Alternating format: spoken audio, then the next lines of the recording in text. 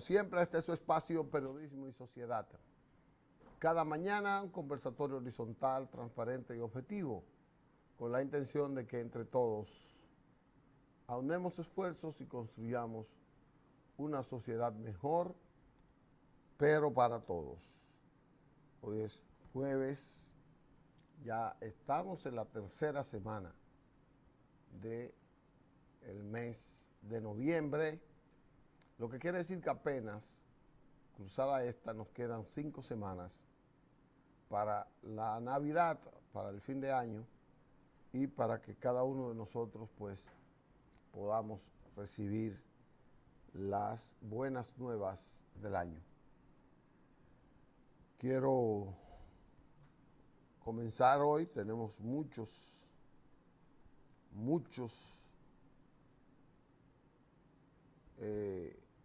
temas.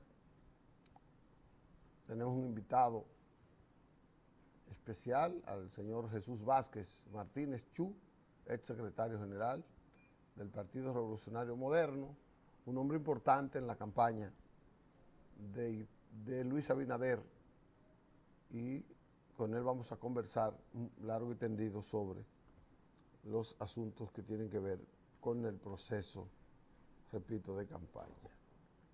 Así que vamos a ver con Chu todas esas cosas que podamos ver. Mientras tanto, quiero hacer un análisis de la situación que está ocurriendo en el país en los últimos días.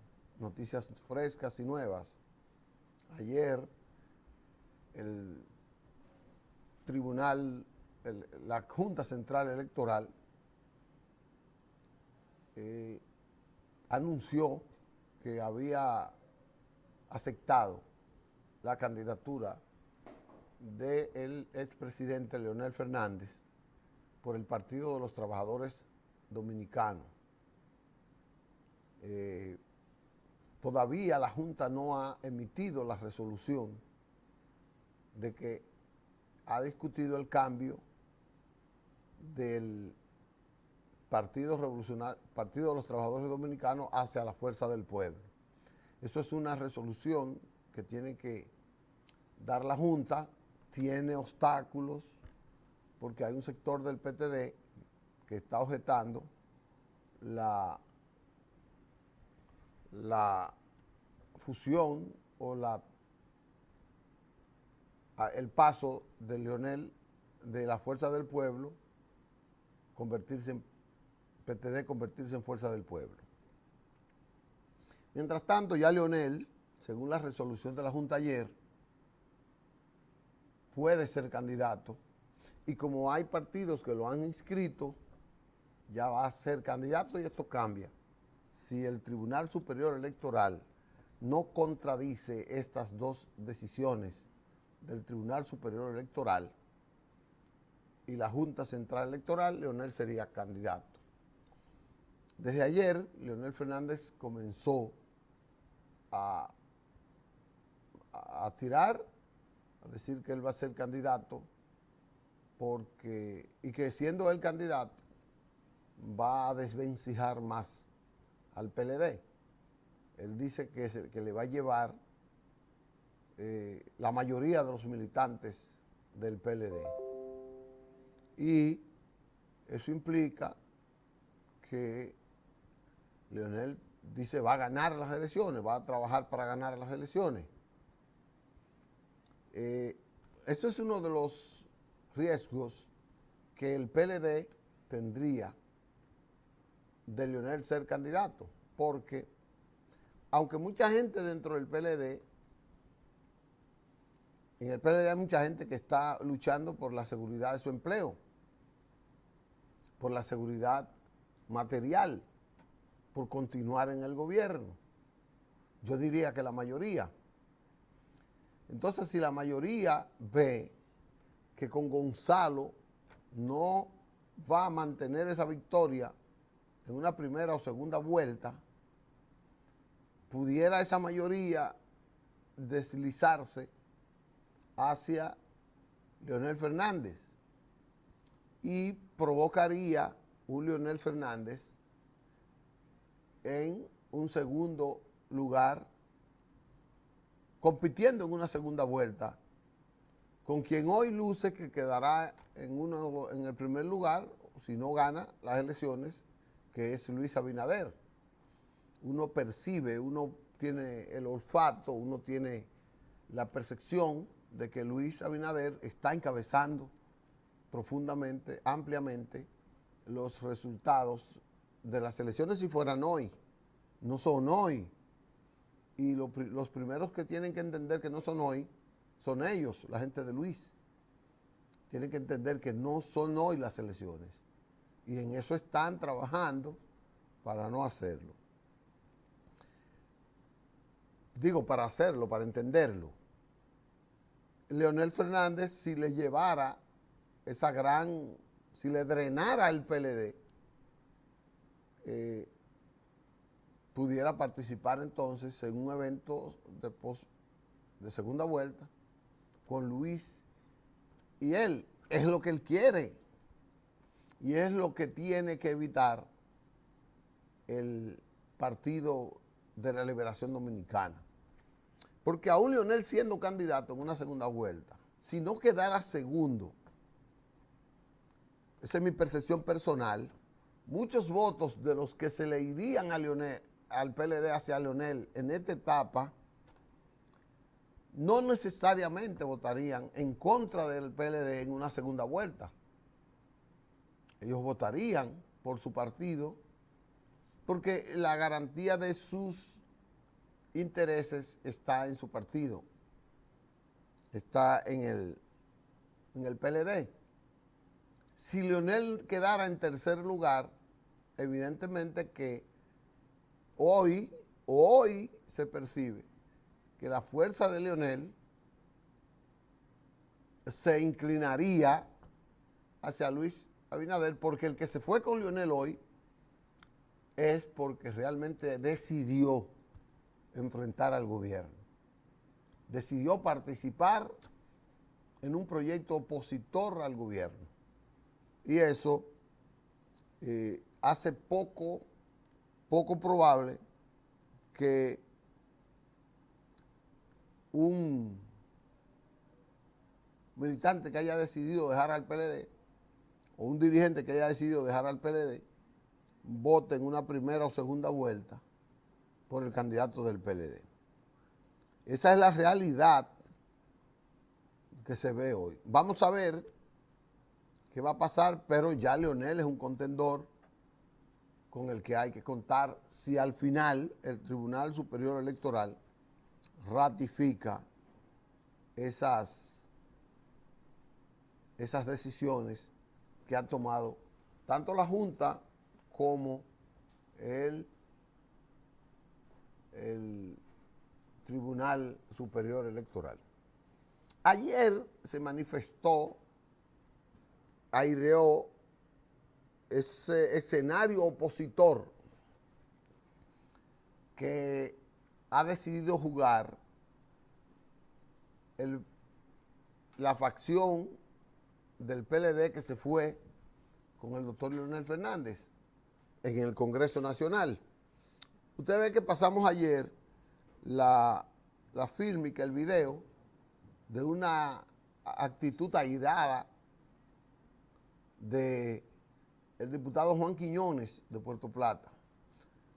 Porque resulta que Juan Quiñones en esa situación estaba hostilizando de manera violenta al presidente de la Cámara con la finalidad de que el presidente de la Cámara le diera la palabra para él postular en contra de un proyecto de préstamo que había sometido el Poder Ejecutivo y de una remodelación del presupuesto que había sometido el Poder Ejecutivo.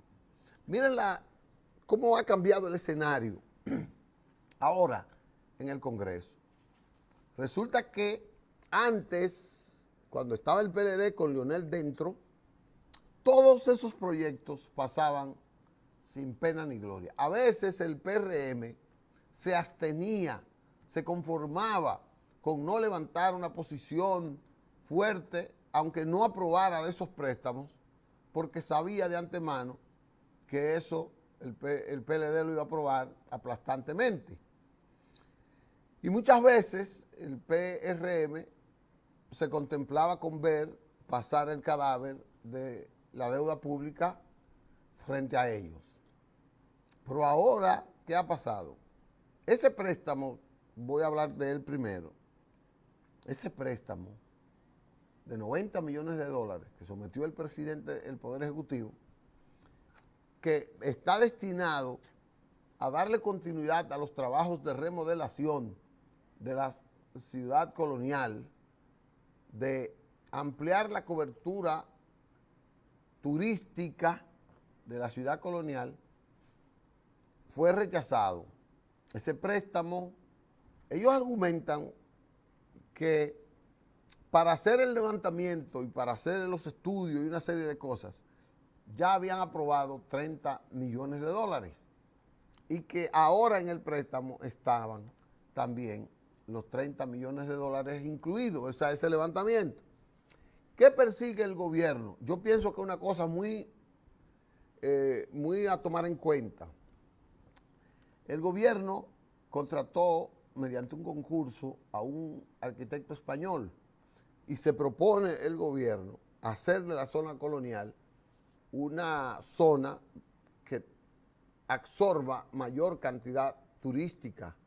Y esto implica remodelar las edificaciones, mejorar las calles, resolver el problema del tránsito, el problema de los parqueos y una serie de desórdenes que se presentan en la zona colonial que hace que mucha gente no vaya.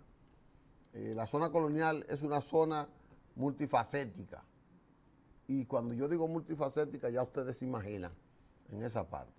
Entonces el turismo, leí al presidente que era la zona hotelera del este, que ofertaban traer 40 o 50 autobuses llenos de turistas diarios para la zona colonial como parte del paquete que ellos ofrecen en el exterior. Ustedes saben que los paquetes turísticos se ofertan en el exterior y se ofertan la estadía en los hoteles de 5 estrellas de primera calidad a precio barato en el exterior, comparándolo con otros. Se le ofertan las playas, se le oferta la gastronomía, pero ahora ellos le ofertarían las visitas a las zonas históricas del país. Y esas zonas históricas está la ciudad colonial. Bueno, pues este préstamo fue rechazado. No rechazado para no aprobarse, sino porque ellos exigen una mayor claridad y una explicación. Eso antes no lo pedían. Ese grupo de diputados del PLD que se fue con Leonel simplemente levantaba la mano, pero ahora no.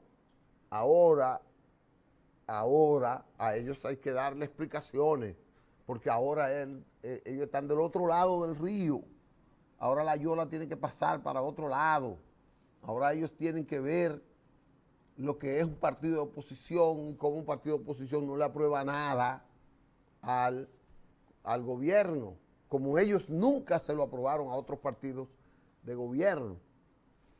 Entonces, eso es lo que está pasando en el PLD. Usted me dice que eso es beneficioso. Sí, es beneficioso cuando se hace con una postura para rechazar las cosas que no tienen fundamento y no le dan beneficio al país, para rechazar las políticas que distorsionan la sana administración financiera del gobierno, para rechazar participaciones de funcionarios en el tren gubernamental que no. Pero no solo por politiquería se puede rechazar eso. No solo por politiquería se rechaza. Yo creo que ese préstamo de los 90 millones, creo yo, va a dar excelentes resultados, porque esa zona hay que remodelarla. Esa zona hay que remodelarla. Y fuera de la politiquería, cuando no se vea, ese préstamo habrá que ventilarlo. No es un préstamo para pagar deuda, como la mayoría de los préstamos que se han hecho. No es un préstamo para gastarlo en el personal administrativo, en la nómina. Es un préstamo para invertir y este préstamo reproducirlo con la producción turística de la zona. Pero los diputados son diputados y ellos entienden lo que deben hacer. Lo que quiero resaltar es el cambio de escenario que ha pasado en la Cámara de Diputados. Hay otro proyecto en discusión que ahora, eso han buscado los 1000 periquitos. ¿Sabes lo que yo me enteré ayer? Bueno, me enteré que el presupuesto era deficitario en cerca de 17,000 millones. Mentira, aquí en este programa dijo Julio Caminero que estaba deficitario en 75,000 millones. Pero Julio no inventaba. Julio había captado la declaración del ministro de Hacienda cuando sometió el presupuesto, que dijo que había que buscar 2,000 y pico de millones de dólares para complementar. Es decir, cuando se inauguró el presupuesto era deficitario. Ayer fue que lo descubrieron los dirigentes del PLD que se fueron con Leonel, que era deficitario. Pero no solo eso, ellos ayer sacaron a la luz una serie de cosas. ¿Sabes lo que sacaron? Que el gobierno mandó a cambiar, pide cambiar una serie de partidas en diferentes renglones y esas partidas tienen que ver con gastos que el gobierno quiere hacer en instituciones distintas. Una de ellas, dice un diputado, tiene que ver con que el gobierno ha diseñado un programa de pavimentación de calles, aumentando la programación de pavimentación de calles en este fin de año. Hasta la calle nuestra aquí, que tenía más de 20 años que no le echaban una gota de pavimento, la han pavimentado chula. La calle frente a nosotros estamos. Y van a pavimentar todo porque eso es parte de un programa de remozamiento citadino, físico, que eso se podrá vender como logros del gobierno cuando vayamos el 27 de febrero a rendir cuentas y a rendir. Ahora, dice ese diputado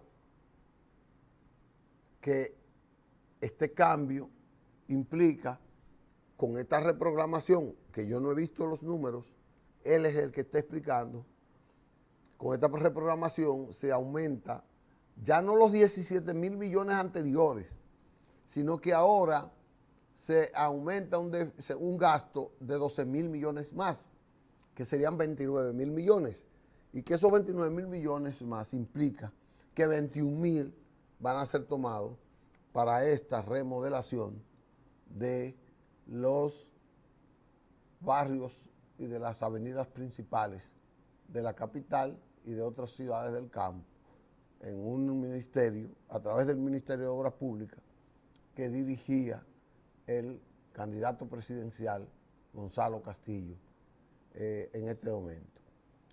Vamos a ver qué es lo que va a pasar.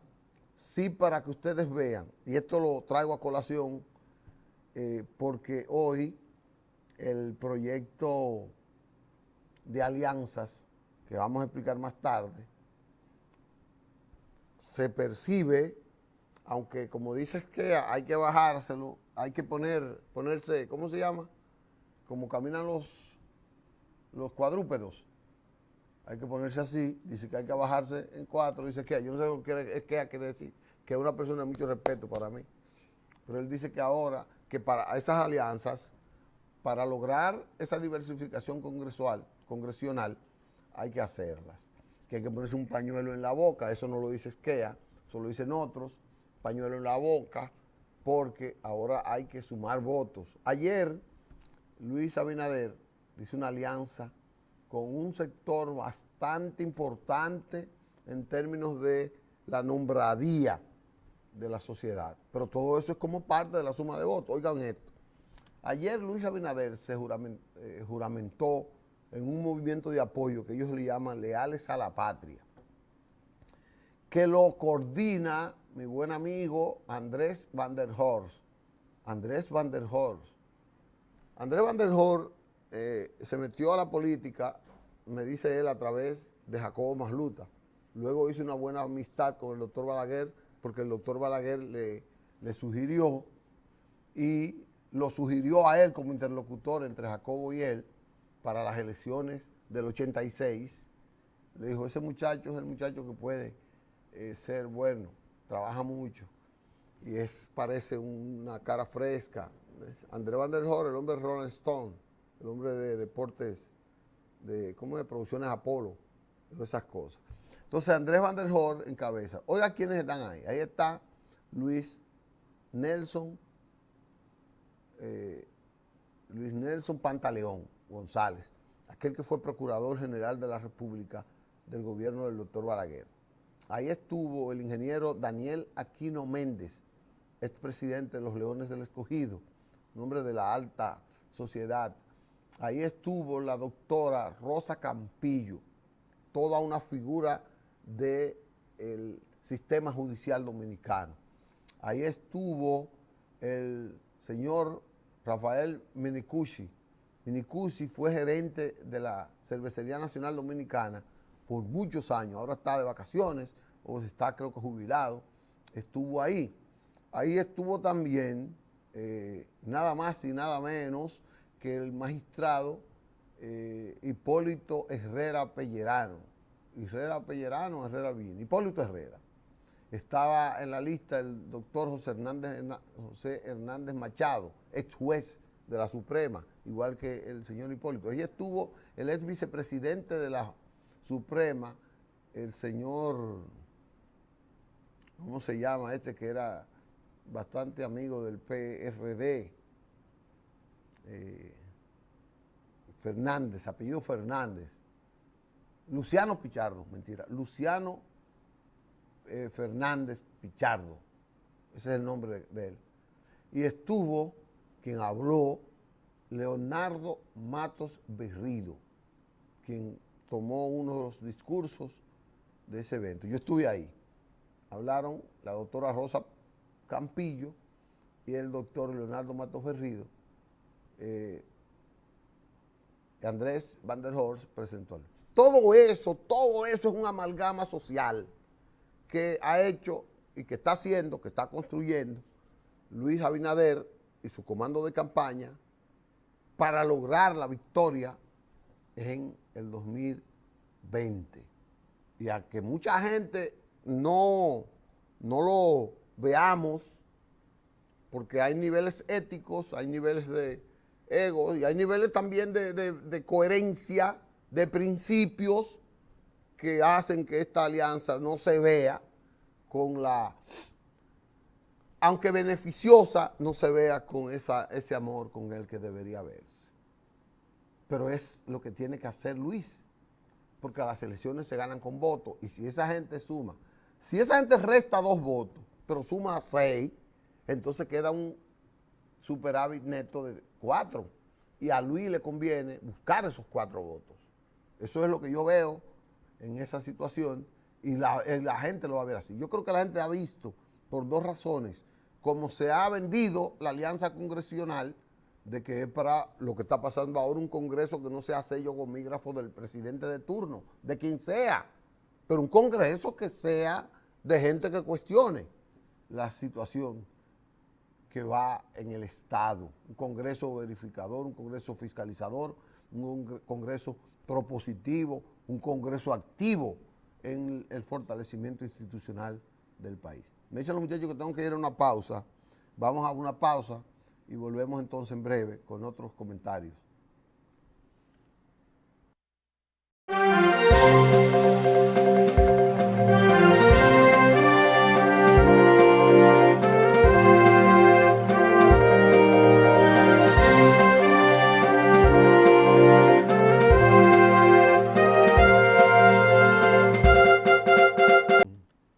Bueno, regresamos con ustedes en la situación en que estamos viviendo aquí.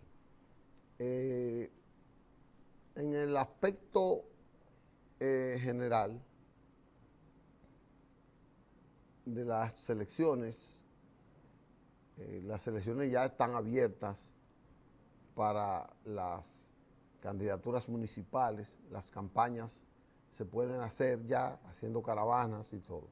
Esas caravanas las van a aprovechar los diferentes candidatos a las elecciones nacionales, a las elecciones presidenciales y congresionales, porque lo van a disfrazar con el apoyo a estos candidatos municipales, su apoyo a ellos, también su promoción. Yo no sé, la Junta no podrá negar esto, o sea, no creo, porque ellos no estarían violando la ley. Es un marullo que hacen con la ley. Ellos van a apoyar a esos candidatos, pero van en su condición ya de candidato presidencial y se cuelan por ahí. Porque la campaña para la presidencia de la República estará abierta a partir de que pasen las elecciones municipales. Sin embargo, ya usted ve que un alcalde hace un acto y el candidato presidencial X va y le acompaña y hace una marcha con él. Y entonces la gente se confunde si la marcha es del alcalde, que es el que siempre queda minimizado por la estatura política del presente candidato, y él absorbe eso. Yo no sé si la Junta podrá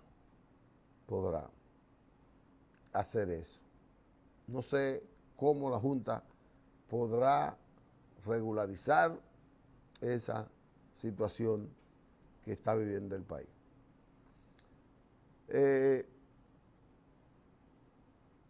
En el aspecto ya político no nacional, el presidente Donald Trump,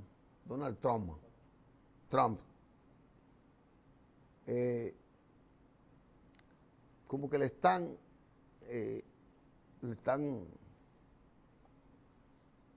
como cercando más.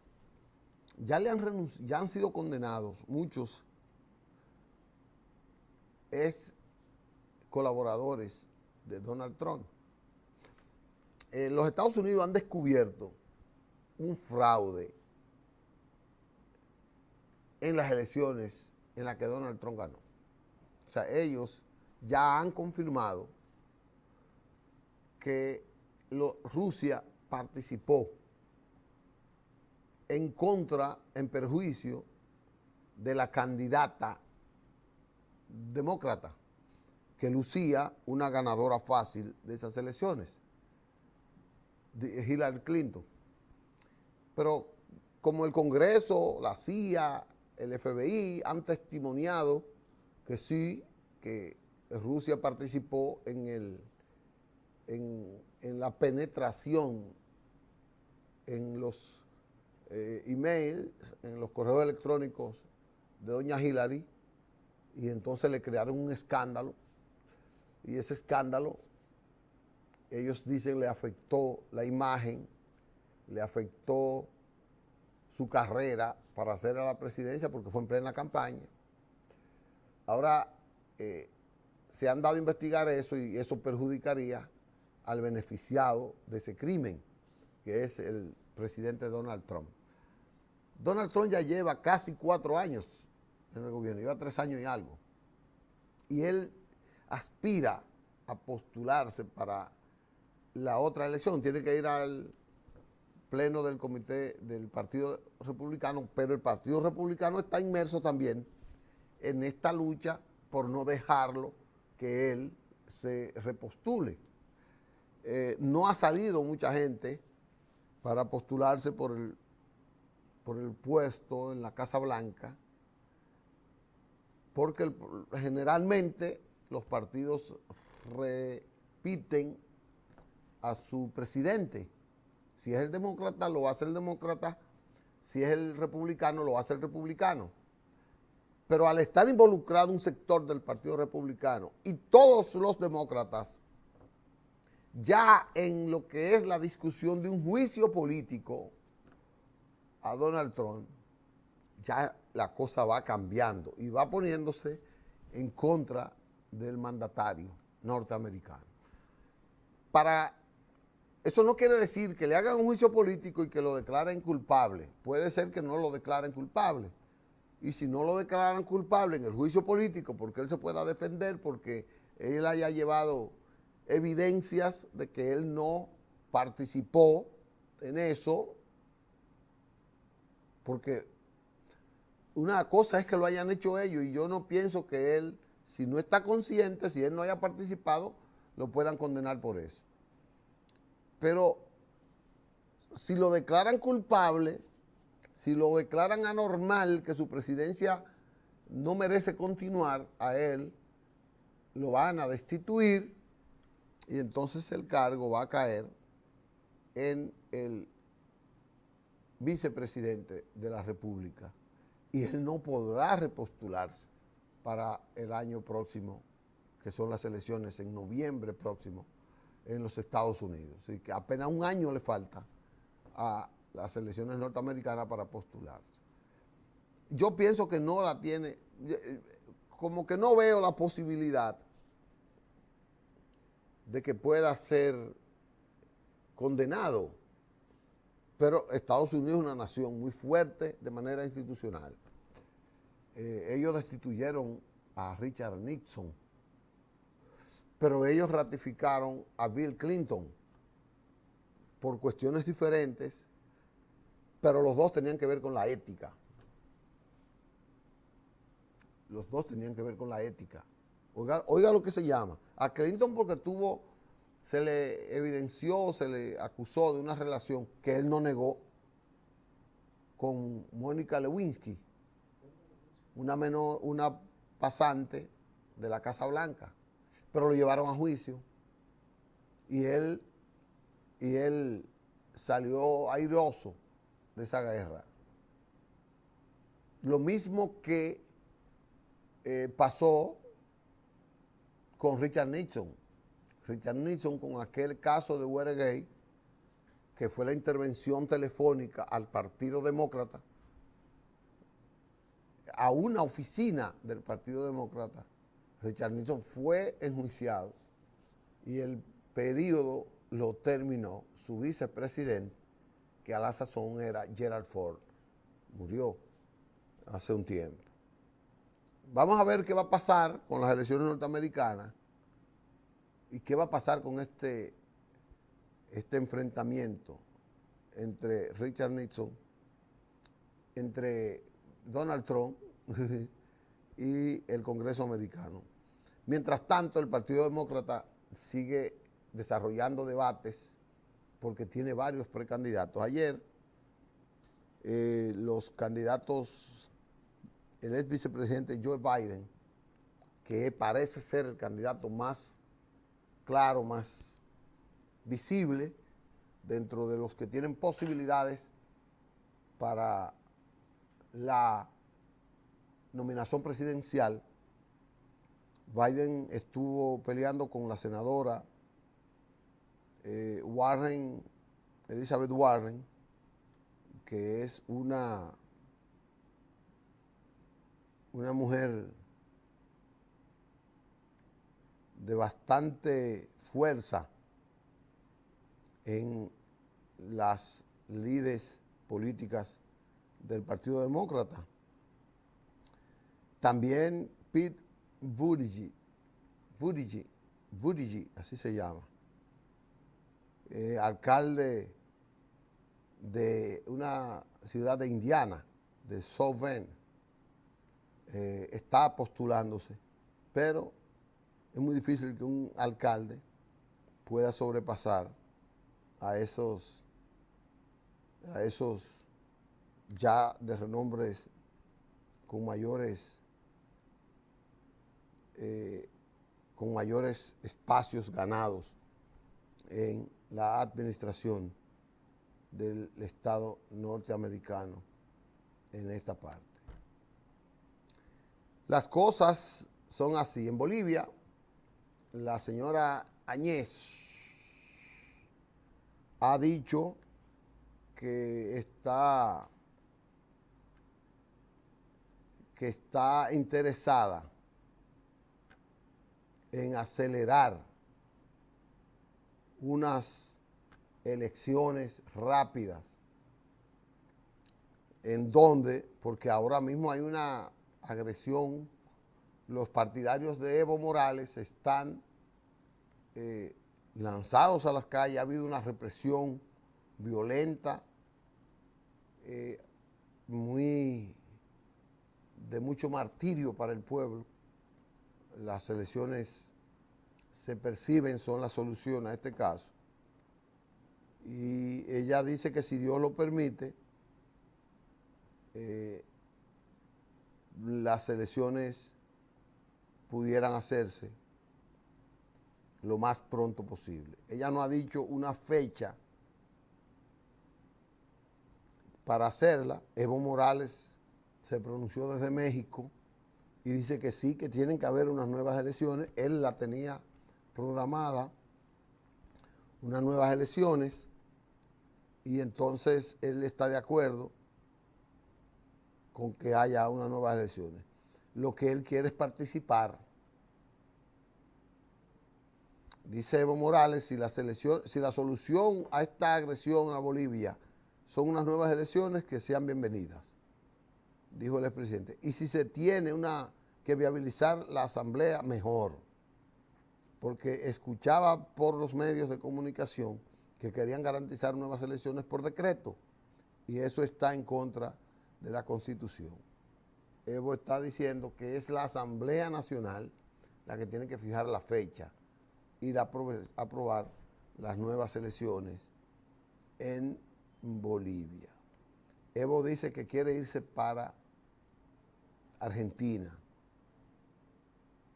Está en México, pero él está muy lejos de Bolivia, aunque creo que está más seguro en México que en Bolivia, que en Argentina, creo yo. Aunque en Argentina acaba de ganar un partido con afinidad ideológica con él y su movimiento hacia el socialismo, que fue el partido que le dio la permanencia durante más de 13 años en el gobierno hasta que terminó.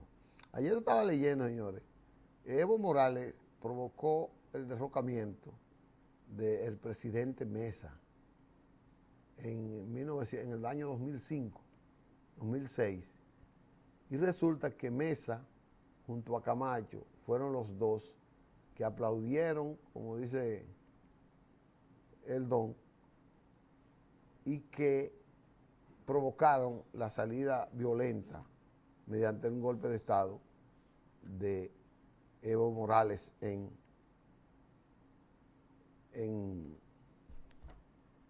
ese país suramericano. Vamos a una pausa. Hay un tema que yo quiero tratar en el próximo segmento y yo quiero tratarlo con ustedes. En breve volvemos.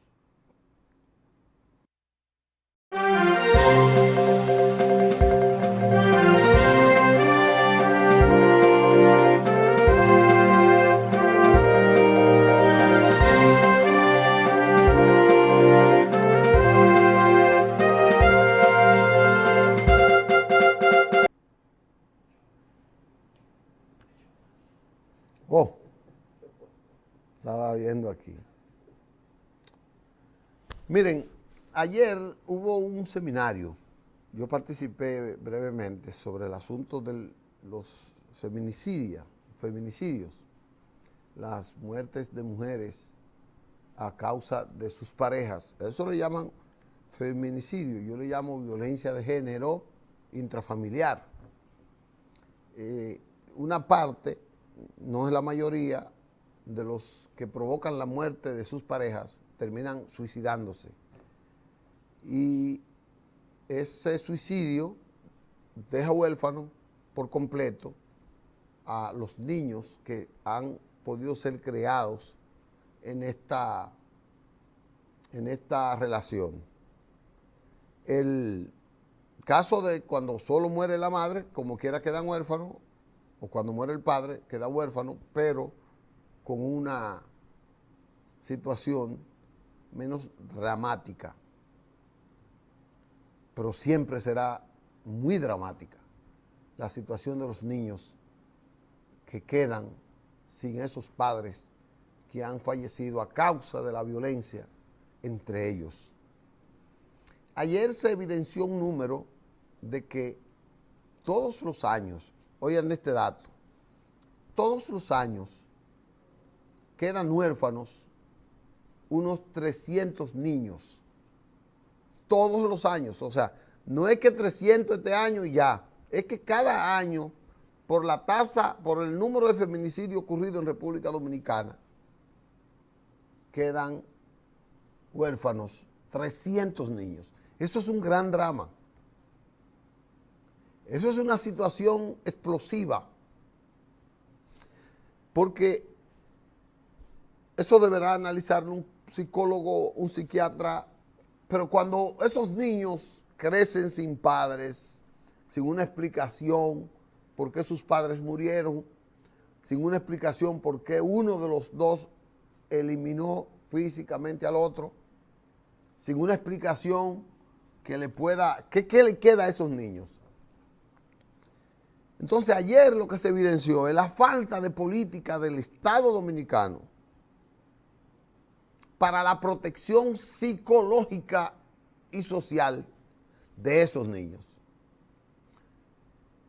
No tienen ellos un estudio, porque para eso hay que prolongar en el tiempo la situación económica y social de esos niños, pero sí ellos tienen un estudio donde esos niños quedan traumatizados. Pero el trauma que tienen esos niños se debe fundamentalmente a que el gobierno, el Estado Dominicano, a través de los años, a través de décadas, no ha dispuesto un equipo de profesionales de la conducta para que adecue, para que analice, para que vaya evaluando el comportamiento de estos niños en el nuevo hogar, que generalmente están con los abuelos, generalmente se los lleva un tío, generalmente se los lleva la madrina o el padrino, generalmente se los lleva, van a la calle a deambular, a pedir, a limpiar zapatos, pero tampoco en la escuela. ¿Cuál es el comportamiento de un niño que ha quedado huérfano por este motivo? ¿Cuál será el comportamiento de esos niños? Yo hablaba con un dirigente de la Asociación de Psicólogos, del Colegio de Psicólogos, un colegio que está recién creado por ley, y me decía que para este caso, ¿ustedes saben cuántos psicólogos tiene el gobierno? 4. Las escuelas dominicanas, hasta hace unos años, tenían un orientador para todo el plantel, para toda la población estudiantil de una escuela. Es decir, en una escuela, supóngase que hayan 10 cursos, en otras habrán 20. Y póngale un promedio de 40 niños. Usted tiene un plantel, 400 o 500 estudiantes. Para un orientador que no tiene las herramientas de darle seguimiento a ese niño, porque ese orientador, ese psicólogo tiene que trabajar con el niño en la escuela, con el maestro en la escuela, con los compañeros del niño en la escuela, con los parientes, los tutores del niño fuera de la escuela y con los amigos del niño que están fuera en la escuela, porque van a jugar con el entorno completo del niño. Y ese niño no tiene ese seguimiento. Me decía un general de la policía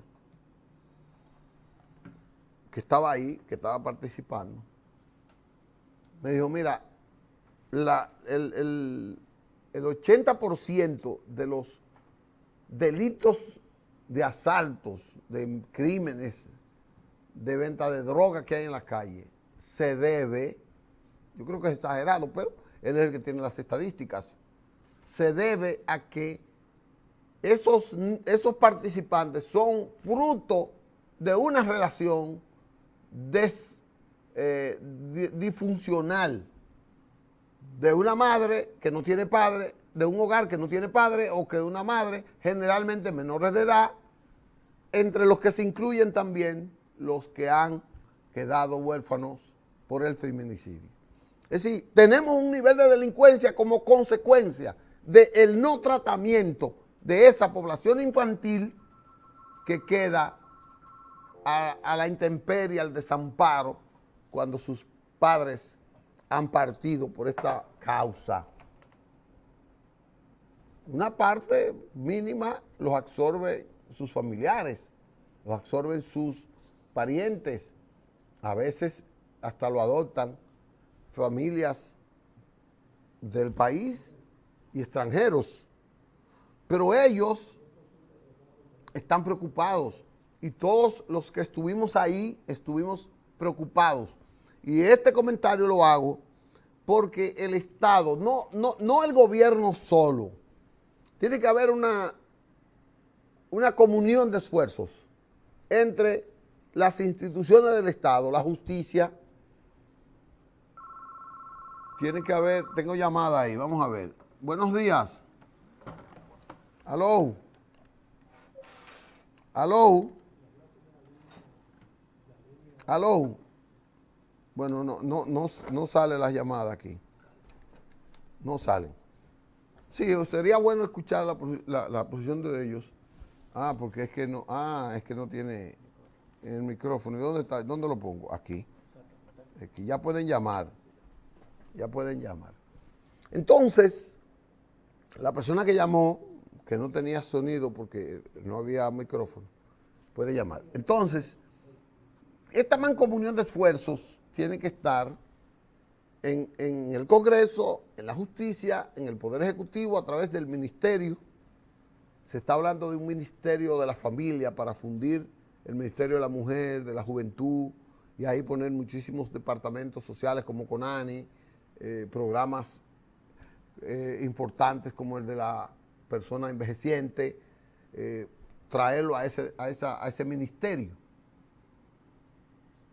Pero lo más importante es la asesoría. Yo estaba hablando con una persona del ministerio que fue director, fue encargada de, esa persona fue encargada de el Departamento de Salud Mental. Y me decía esa persona que en su época tenía 40 psicólogos para el país entero en salud mental. Aquí hay una enfermedad que la sufrimos todos, unos más que otros, que amerita una atención diaria. Y que esto con la atención primaria pudiera llevar esa solución.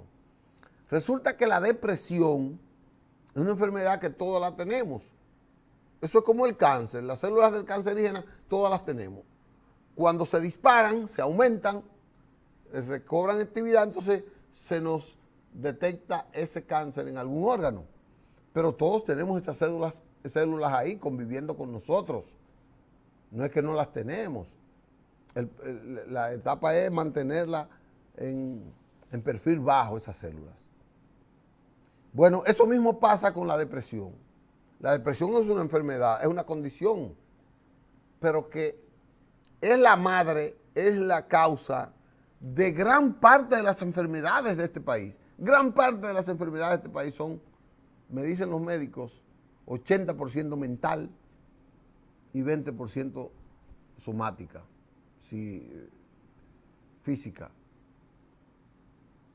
Y entonces eso el Estado se economizaría un presupuesto envidiable si le presta atención a la atención mental de la sociedad, porque eso implica desarrollar capacidad, desarrollar potencial, desarrollar tranquilidad, felicidad, conformidad en la población. Eso.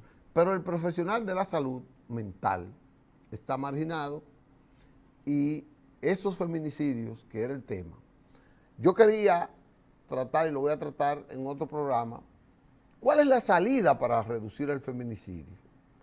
Me decía una persona, mira, es que el feminicidio existe en todos los tiempos, en todos los países, en todas las sociedades.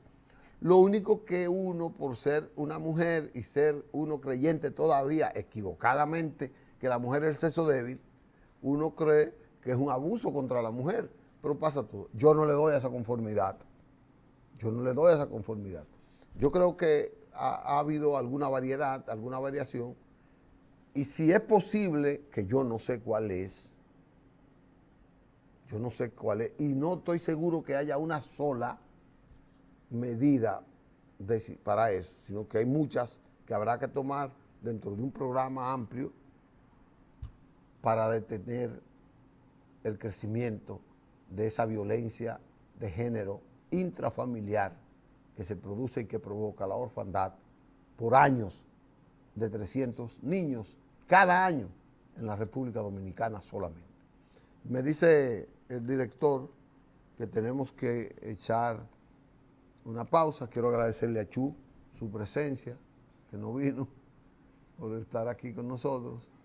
Y nos veremos nosotros en otro programa, mañana, si Dios quiere, con el licenciado Isidro Toro, que es el toro de los masones del país. Nos veremos mañana, si Dios quiere.